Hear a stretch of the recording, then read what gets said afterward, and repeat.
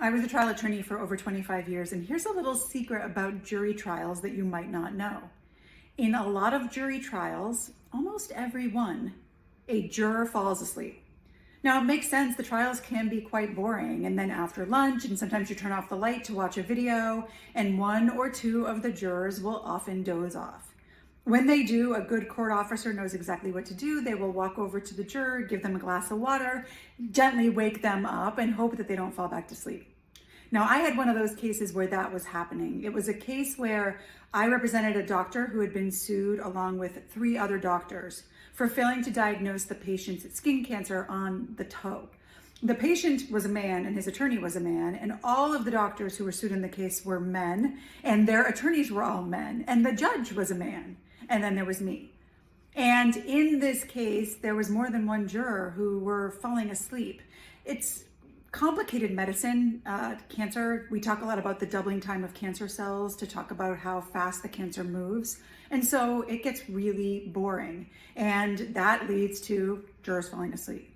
But one of the things I noticed pretty quickly in this case is that when I spoke, the sleeping jurors would wake up.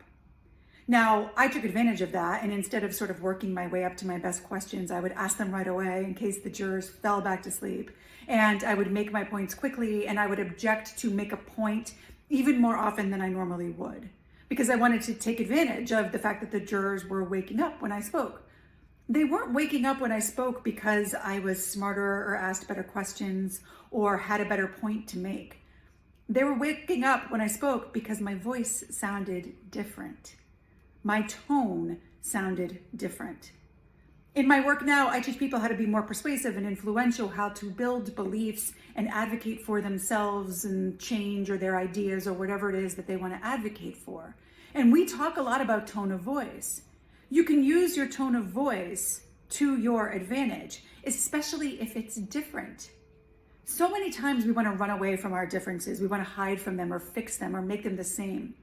But in that case, my difference, the fact that I had the only female tone of voice in that room, was a huge advantage. At the end of the trial, the jury actually found every single party, including the patient, negligent except for my doctor. Now, that wasn't just because my voice sounded different, but it certainly didn't hurt. I really encourage you to think about your differences and how you can use them to your advantage. When you are advocating for yourself, when you're telling your story and backing it up with evidence and using the energy of your body, think about what about you is different, where you can tap into those differences and use them to your advantage, because it does work well. Tone of voice is one of those areas. It's an area that I love to talk about. But whatever it is that makes you different can also make you win.